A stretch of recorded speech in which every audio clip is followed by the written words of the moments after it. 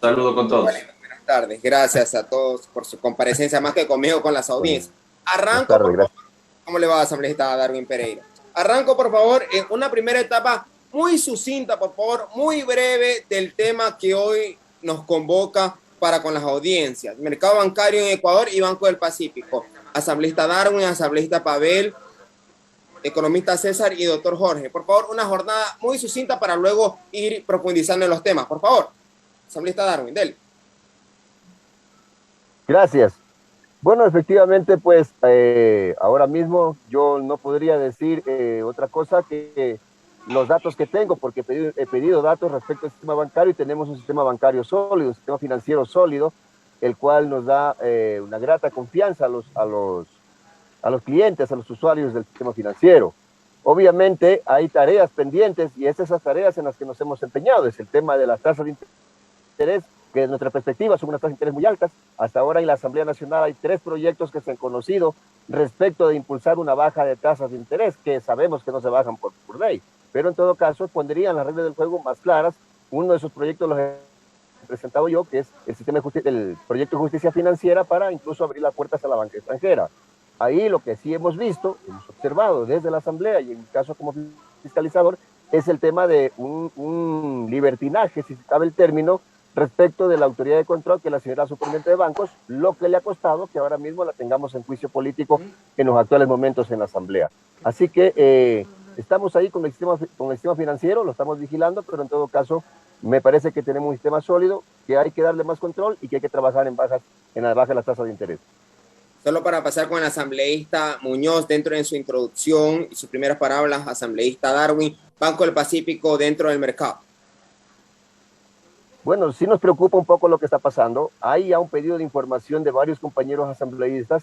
Hay un llamado ya al pleno de la asamblea para que comparezcan ante los 137 asambleístas las autoridades pertinentes para que expliquen cómo está el sistema del Banco del Pacífico. Sí nos preocupa que haya pasado del 2º puesto al 10º puesto en participación en el mercado ecuatoriano. Recordemos que el Banco del Pacífico es un banco en los actuales momentos muy importante, tiene agencias casi en todo el país y si nos damos cuenta, últimamente han empezado a cerrar agencias.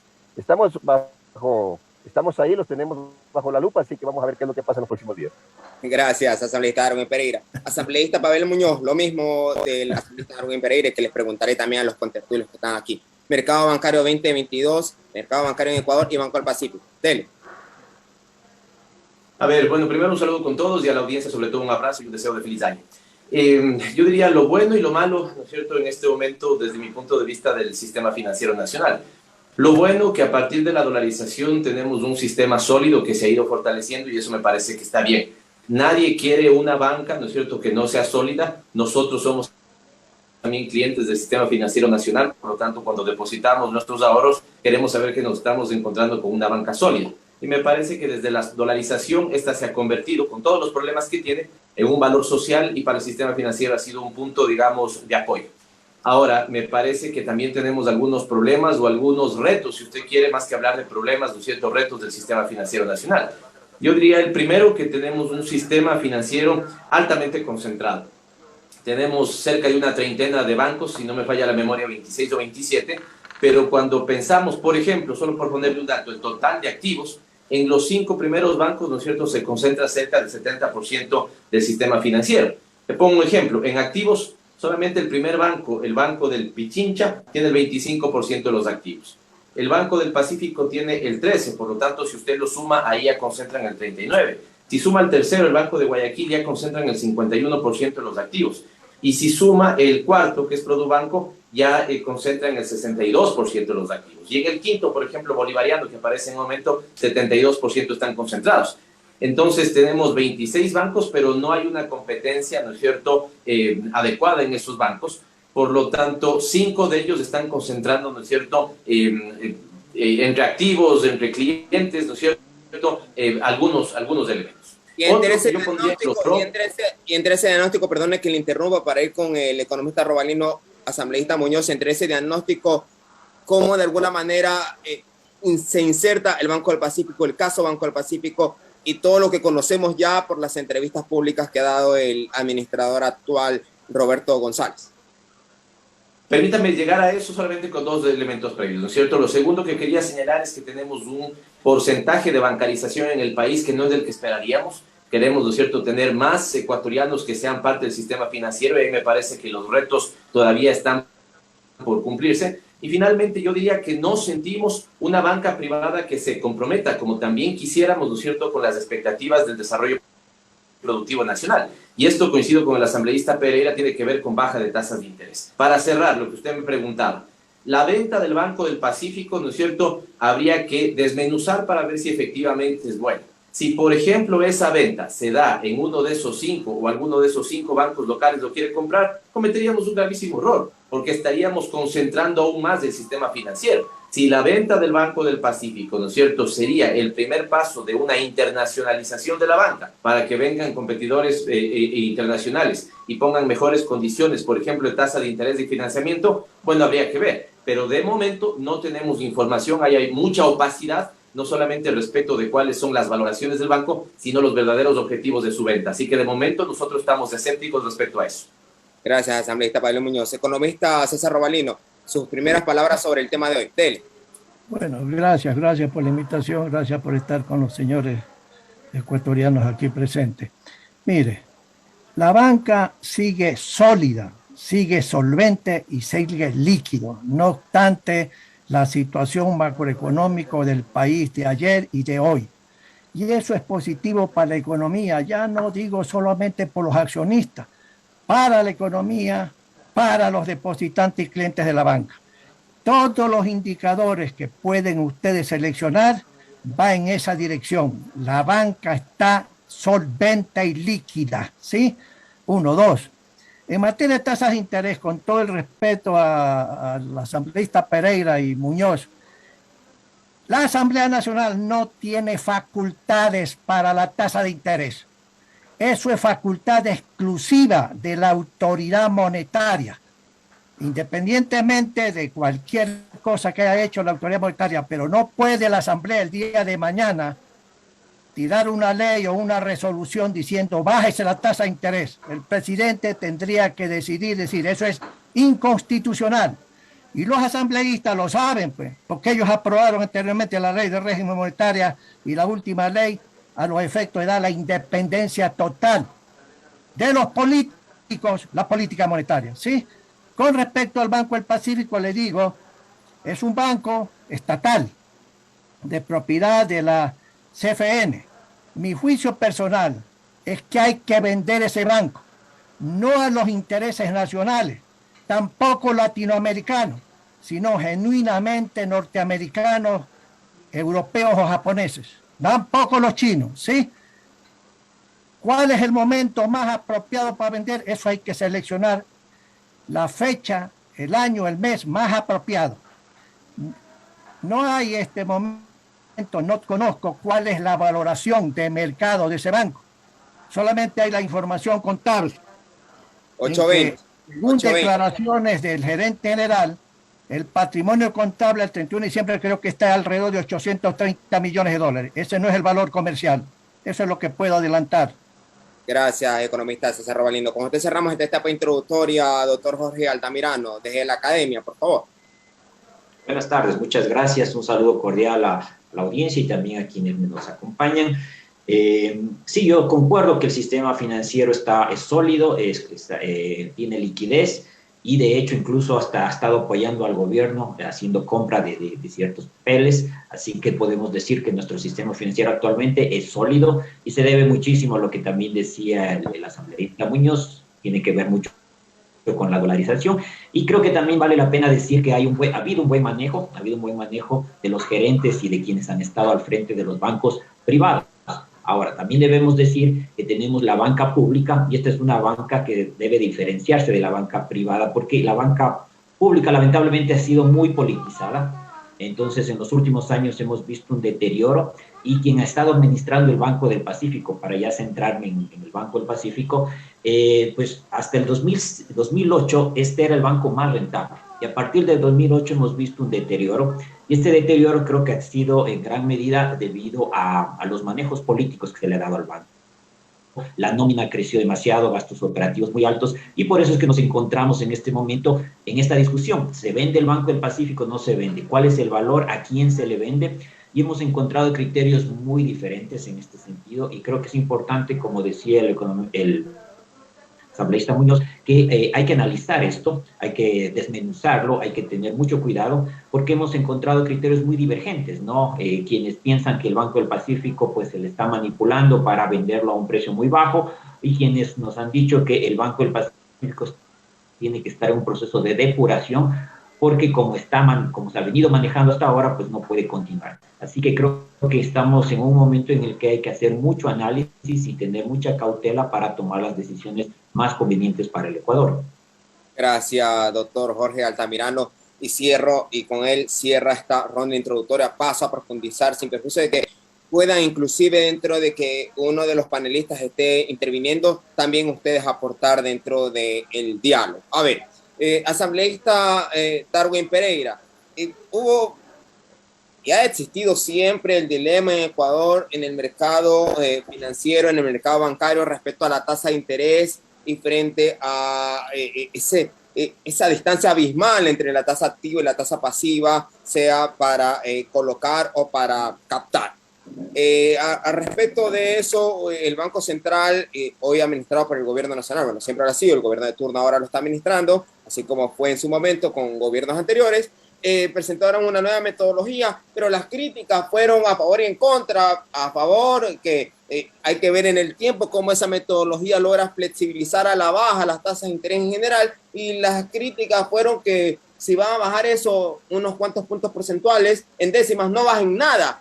En ese sentido, asambleísta Darwin Pereira, ¿cómo desde el aparato legislativo se observa el actuar en materia financiera? Su micrófono, por favor, su micrófono está muteado. Gracias. Perdón. Bueno, la tan cacareada baja de intereses que anunció el gobierno el año pasado con una nueva fórmula que nos estuvo esperando a todos los ecuatorianos y que generó una gran expectativa, especialmente quienes estamos ahí pendientes de lo que pasa con el sistema financiero, obviamente pues que nos decepcionó. O sea, eso fue una tomadura de pelo. Usted no puede decirme que han bajado la tasa de interés cuando en unos casos baja un punto porcentual, quizás a lo sumo 2 puntos. Eso no le hace ni cosquilla a las tasas de interés tan altas que nosotros tenemos. Si tuviéramos tasas de un dígito, a lo mejor dijéramos, es bastante, ¿no? Pero recordando que aquí tenemos tasas que pasan 2 dígitos y obviamente eso nos afecta mucho, ¿no? Tasas que están llegando al 25, al 28%, si usted le baja un punto, 2 puntos, en realidad prácticamente, en la práctica, vale la redundancia ya, no se sienten. Así que nos toca actuar desde el Parlamento. Obviamente que estamos conscientes de todo ya.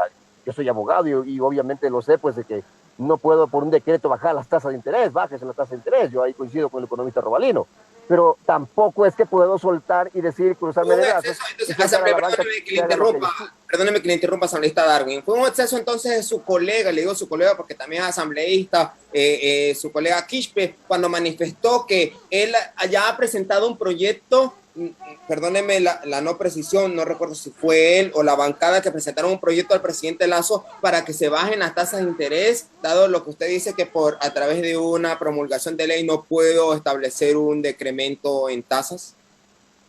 Mire, lo que presentó Salvador, entiendo yo porque calificamos el proyecto en el CAL, es una propuesta para incidir en ciertos factores que al final del día provoquen la baja de la tasa de interés. Pero decir que en estas leyes, al menos de los 3 que yo he visto, haya un artículo que diga bájese las tasas de interés o las tasas de interés en el país van a ser estas, eso es imposible, eso es inverosímil, eso lo conocemos de sobremanera y no hay ahora mismo en el Parlamento un solo proyecto de ley. Repito, yo conozco 3 porque desde el CAL, uno presentado por Elías Cachero, otro presentado por Salvador Quispe y otro presentado por quien le habla, por Darwin Pereira.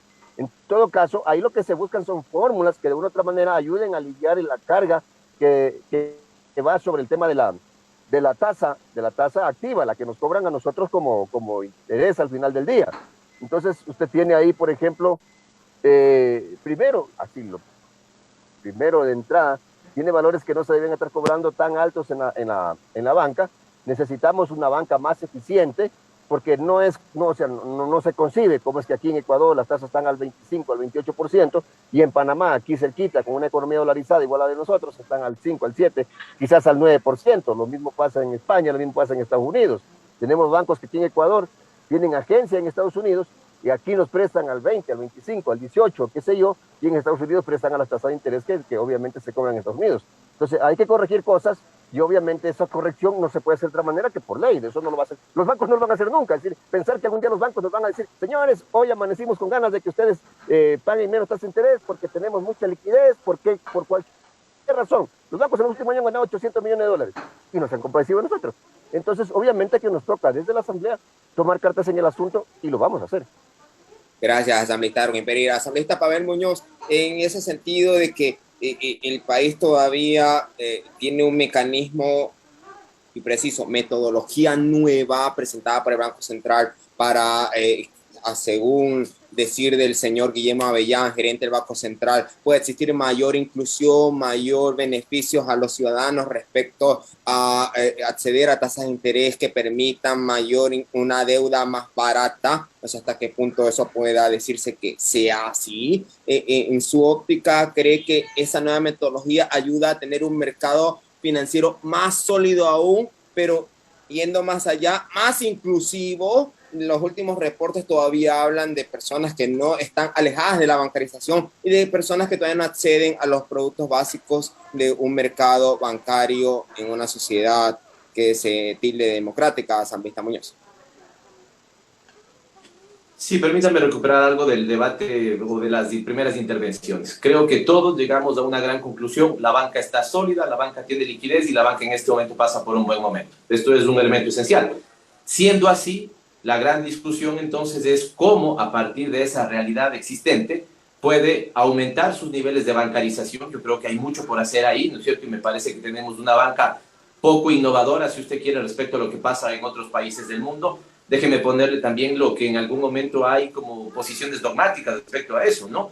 Cuando en su momento se planteaba un elemento adicional en el mercado, no el único, como por ejemplo dinero electrónico, para que el propio sistema financiero sea el que saque más instrumentos de pagos electrónicos. Estamos hablando de una tarjeta de débito. Hoy la gente, ¿no es cierto?, transacciona con tarjeta de débito. Pero esto, por ejemplo, vemos que el sistema financiero ofreció una billetera móvil, ofreció una suerte de monedero móvil y se ha quedado ahí. Es decir, no tenemos, por ejemplo, esos, si usted quiere, empeños de bancarización como sí los tenemos en otras partes del mundo. En otras partes del mundo, la utilización de efectivo está quedando casi en la historia. La mayoría está utilizando, ¿no es cierto?, sus tarjetas de débito, por ejemplo, ¿no es cierto?, para hacer transacciones. Y evidentemente esto mejora la economía. Yo no siento que tengamos una banca que con las capacidades que tiene esté entrando de manera agresiva a ese terreno. Y el otro, el tema del financiamiento. También me voy a un elemento desde mi punto de vista que es lo que debería hacerse. Necesitamos más liquidez en la economía de donde provenga para que esa economía pueda crear, ¿no es cierto?, mayores niveles de producción y de riqueza y por lo tanto mayores niveles de empleo. Y en ese sentido necesitamos que la banca, desde mi punto de vista, ¿no es cierto?, preste en condiciones que mejoren la capacidad de acceder a créditos y por lo tanto suba, si usted quiere, ¿no es cierto?, el nivel de producción. Asambleísta Muñoz, no es suficiente que desde el Estado, asambleísta Muñoz, le pregunto, ¿no es suficiente que desde el Estado se instrumente la banca pública para mayor acceso? Porque hay de alguna manera esa aseveración, ¿no? Si la banca privada no lo hace, entonces lo hago con la banca pública. Ejemplo, el crédito al 1% a 30 años plazo. Y con eso gano inclusión. ¿No es suficiente eso, asambleísta Muñoz? Mire, permítame cerrar con esto, ¿no es cierto?, con tres elementos muy breves. Yo creo que nadie quiere irse a los extremos. Desde mi punto de vista, bueno, no sé si alguien quiera irse al un extremo, pero al menos nosotros, y le escucho a Darwin con atención, no estamos en ese planteamiento del un extremo. ¿Cuál sería el un extremo? Que el Estado fije por una ley, ¿no es cierto?, las tasas de interés. Eso es una locura. Simplemente no se puede y nadie está planteando eso. El otro extremo, ¿no es cierto?, que sería que queden simplemente al libre juego de las reglas del mercado. Yo creo que ya tuvimos experiencia y eso no fue el modelo adecuado en el país. Yo lo que sí le haría un alcance a Darwin, porque él habla de 3 proyectos de ley, tiene razón, pero el mismo proyecto de ley que en este momento espera veto del Ejecutivo que planteara yo para aumentar los derechos de la banca y evitar posibles abusos o cobros indebidos, ha restituido una facultad de la Junta de Regulación Monetaria y Financiera, que esto es lo importante. Y esa le da la potestad de que con objetivos claros, ¿cuál? Estimular el desarrollo, ya sea la reactivación productiva o la estabilidad financiera, y con instrumentos también técnicos, con informes técnicos y adecuados suficientes, el órgano de regulación, que es el que sabe, ¿no es cierto?, que puede regular en un momento hacia arriba, en otro momento hacia abajo, defina niveles de crédito, techos máximos de tasas de interés, ¿no es cierto?, reservas de liquidez, encajes y provisiones. Esto me parece que es importante y es adecuado. No significa fijar eso en ley, pero sí significa dar, ¿no es cierto?, facultades al órgano de regulación para que cuando quiere estimular la economía lo haga. Y solo cierro con esto. Me parece que el gobierno, ¿no es cierto?, se puso él mismo un jaque con el crédito del 1% a 30 años. Porque número uno, o tiene que reconocer que eso no es un crédito, sino que es un subsidio, y yo ya he pedido el análisis de riesgo para ver si es que ese crédito es rentable o es pues, digamos, no rentable, porque no puede ser desde el Estado eso, pero es sostenible, y van a tener que decir una cosa, ¿no es cierto? Si es que eventualmente, entre comillas, fuera sostenible, la pregunta es entonces, ¿por qué la banca no presta más barato? Y si es que no es un crédito y es un subsidio, el gobierno tiene que decir que entonces los subsidios no son malos, y cuando tenía el discurso de que los subsidios eran pésimos, hoy está subsidiando un elemento de crédito. Así que yo creo que el debate ya hemos iniciado, pero permítame cerrar con esto. Ahora mismo estoy con el otro oído en un debate que tenemos en la Comisión de Régimen Económico, porque ya le hemos puesto el cascabel a una discusión que nadie quiere que sea extrema, que todos queremos que sea adecuadamente técnica, pero que si el ámbito legislativo puede poner un grano de arena para que la banca, en asocio, si usted quiere, con el órgano de regulación, puedan fijar tasas de interés más bajas, sobre todo para los segmentos productivos. Yo estoy pensando en hipotecario, estoy pensando en productivo, evidentemente esto lo haga porque la economía necesita generar producción, riqueza y evidentemente con eso, ¿no es cierto?, empleo que permita mejores condiciones para los ecuatorianos. Gracias, asambleísta Pablo Muñoz. Economista César Robalino, ¿cómo lograr que dentro de un mercado bancario sólido, fortalecido, que tiene buena pinta, que es sano, lograr la mayor inclusión, pero al mismo tiempo que lograr la mayor inclusión, no lograr contaminar? Y le digo contaminar basándome en las palabras del administrador del Banco del Pacífico ayer, cuando manifiesta que tiene como cerca de $500 millones allí de créditos que se dieron no adecuadamente. Él lo tachó como créditos alegres y que créditos que de alguna manera desde el aparato político se dirigieron. ¿Cómo lograr entonces, economista Robalino, un equilibrio y también mayor acceso?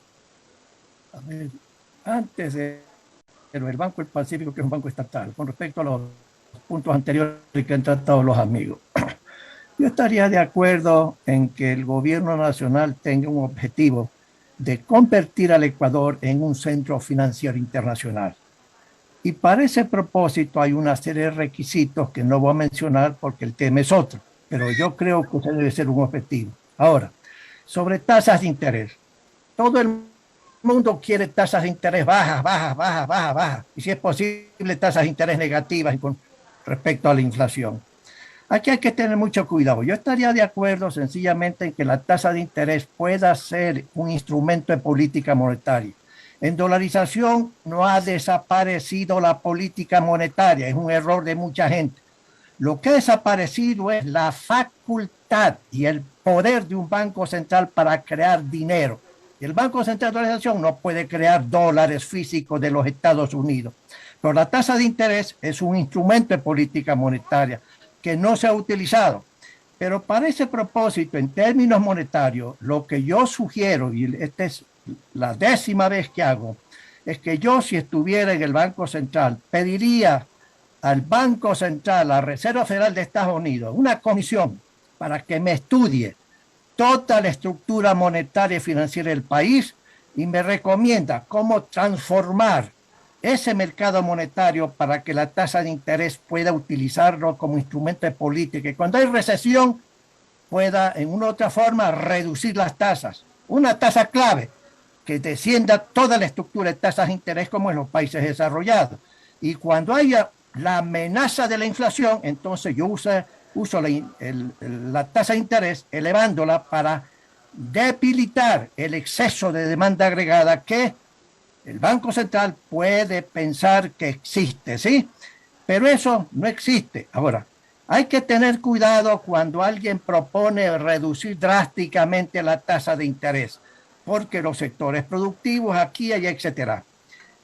Todos los bancos comerciales privados en todas partes del mundo tienen que recuperar toda la estructura de costos y los costos están atrás de lo que es la oferta, ¿sí? ¿Qué significan los costos? El primero es el costo de fondos. ¿Cuánto es el costo de fondos en el Ecuador? Banca privada, incorporo el Banco del Pacífico, no la banca pública, que es diferente, que hay problemas sumamente serios en la banca pública, como han anunciado los administradores. 5% o 5,5% aproximadamente, si mal no recuerdo. Eso hay que recuperarlo.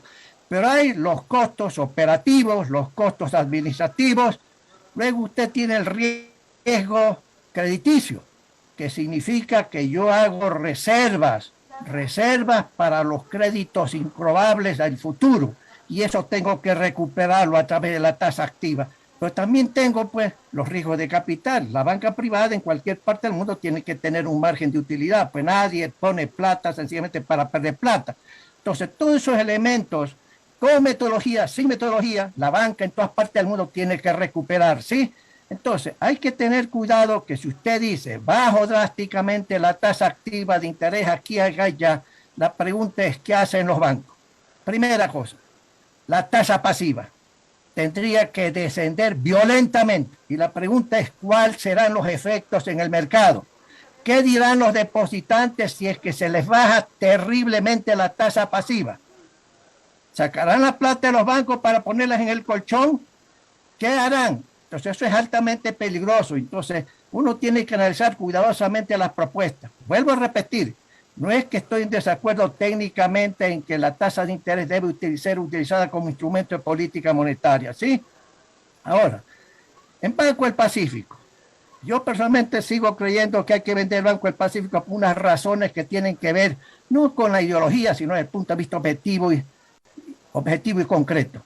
Hay una crisis fiscal. El gobierno no tiene plata para uno u otro lado, independientemente de la reforma tributaria que fue aprobada en la forma que todo el mundo sabe, ¿sí? Que le darán 1.900 millones de este año y el próximo año. Independientemente de eso, ¿sí? Hay problemas fiscales serios. Entonces la pregunta es, ¿qué más puedo hacer? En un momento dado hay limitaciones enormes en la Asamblea Nacional desde el punto de vista político para aprobar una serie de tributos.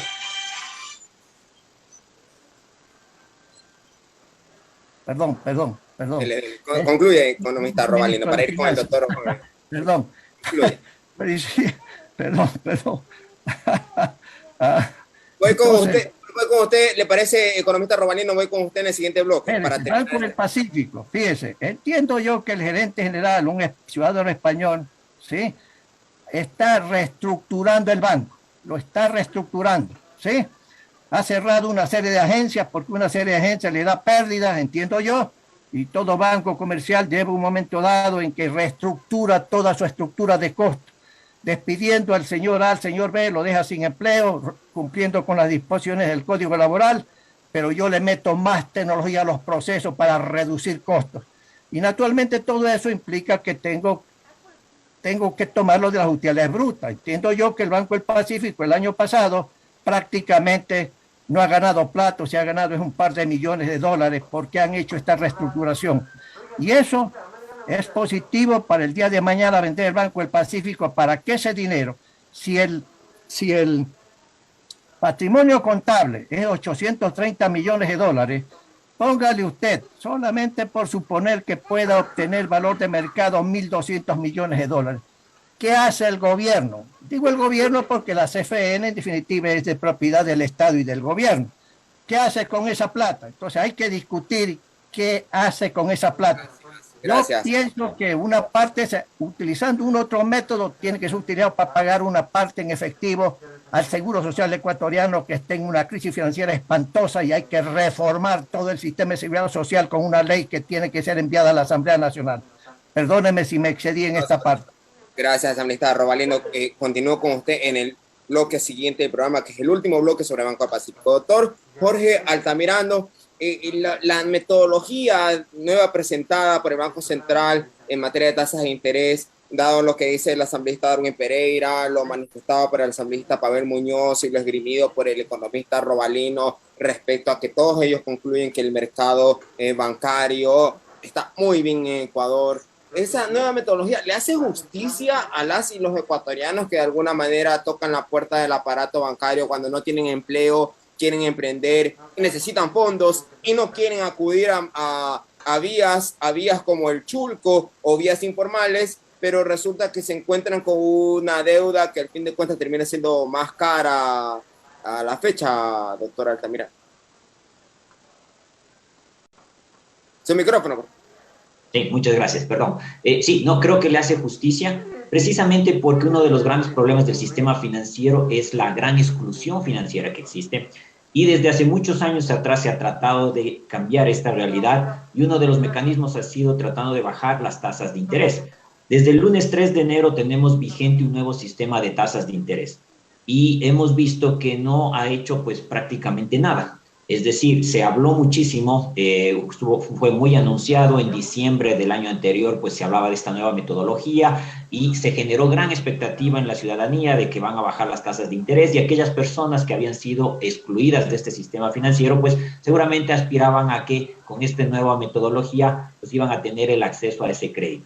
Sin embargo, lo que hemos visto es que una vez que se ha implementado este sistema, pues las tasas de interés prácticamente no se han movido un poquísimo, ni siquiera un punto porcentual en algunos casos, y se anunció de que se estaban tomando en consideración 4 factores, tal vez recogiendo un poco lo que el economista Globalino mencionaba, pues esta nueva metodología nos indica que se consideran el costo de fondeo, costos operativos, riesgo de crédito y el costo de capital.